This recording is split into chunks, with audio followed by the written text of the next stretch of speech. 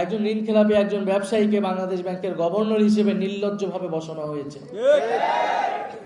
ঋণ খেলাপিদেরকে আরো সুযোগ সুবিধা করে দিতে, আর্থিক লুটপাটের পথকে প্রশস্ত করতে বাংলাদেশ কেন্দ্রীয় ব্যাংককে দখলের একটা নির্লজ্জ চেষ্টা করলো সরকার দল।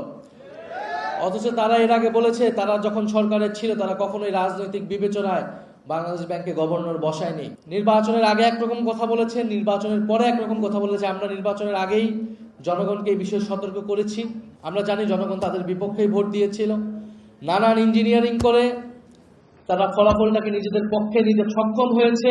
যেরকমটা 2008 সালে আমরা দেখেছিলাম আওয়ামী লীগ একচেটিয়াভাবে বিরোধীদেরকে এক পাশে ঠেলে নিজেদের সংসদ করায়ত্ত নিয়ে সংবিধানকে নিজেদের মতো পরিবর্তন করে দেশকে নিজেদের মতো ভাবে পরিচালিত করেছে। আজকের সরকার দল তাদের কার্যক্রম আচার আচরণ দেখে মনে হচ্ছে তারা সেই পথেই হাঁটছে, সেই পথেই হাঁটার চেষ্টা করছে। আমরা খুব স্পষ্টভাবে বলেছি বাংলাদেশে নতুন কোনো স্বৈরতন্ত্রের উত্থান আমরা ঘটতে দিব না। উত্থান ঘটতে হলে আমাদের জীবনের উপর দিয়ে সেটা হতে হবে। ফলে সংস্কার প্রক্রিয়া বাস্তবায়ন হতেই হবে। যদি সংসদে না হয় সেই লড়াই রাজপথে গড়াবে। আমরা সেই লড়াই রাজপথে গড়াতে চাই না। আমরা চাই মানুষ ভোট দিয়েছে, যেরকমই ফলাফল হয়েছে আমরা সেটা আপাততকালীন একসেপ্ট করে আমরা সংসদে গিয়েছি। সংসদে আলাপ আলোচনার মাধ্যমে আমরা এগুলোর সমাধান করব। কিন্তু সংসদ অবশ্যই সংস্কার পরিষদ হতে হবে। যদি সংসদ সংস্কার পরিষদ না হয়, সংসদে যদি কথা বলার জায়গা না থাকে, তাহলে সেই লড়াই রাজপথে গড়াবে। আমরা রাজপথের প্রস্তুতি আমরা নিচ্ছি ইনশাআল্লাহ। এবং আমরা খুব স্পষ্টভাবে বলবো ট্রাইব্যুনালে যাতে কোনো ধরনের আর কোনো হস্তক্ষেপ না করা হয় এবং ট্রাইব্যুনাল যাতে নিরপেক্ষভাবে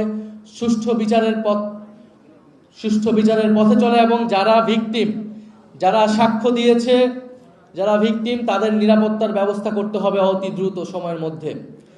এবং আমরা দাবি জানাচ্ছি কেন্দ্রীয় ব্যাংকের এই গভর্নরকে সরিয়ে দ্রুত সময়ের মধ্যে একজন দক্ষ এবং যোগ্য, আপনারা আপনাদের পছন্দ অনুযায়ী দেন, কিন্তু দক্ষ, যোগ্য এবং সৎ ব্যক্তিকে বাংলাদেশ ব্যাংকের গভর্নর হিসেবে বসাতে হবে। কারণ আমরা আর কোনো লুটপাট, আমরা আর কোনো ঋণ খেলাপি, আমরা এই ধরনের বন্দোবস্ত দেখতে চাই না। আমরা চাই একটা জবাবদিহিতামূলক ব্যবস্থা। কেউই জবাবদিহিতার আওতায় আনবে না। কিন্তু বাংলাদেশের যে অর্থনৈতিক ব্যবস্থা এখন, যে ঋণ খেলাপি যদি বাংলাদেশ ব্যাংক এইভাবে পরিচালিত হয়, বাংলাদেশ ব্যাংক যদি কোনো ধরনের জবাবদিহিতা ছাড়া দলীয় হস্তক্ষেপের মাধ্যমে পরিচালিত হয়, ব্যবসায়ীদের, ঋণ খেলাপিদের স্বার্থ সেখানে রক্ষা করা হয়, তাহলে বাংলাদেশ যে অর্থনীতি, সেই অর্থনীতির পরিবর্তন হবে না। বাংলাদেশ আরো খারাপ দিকে যাবে এবং জনগণ রাস্তায় নেমে আসতে বাধ্য হবে।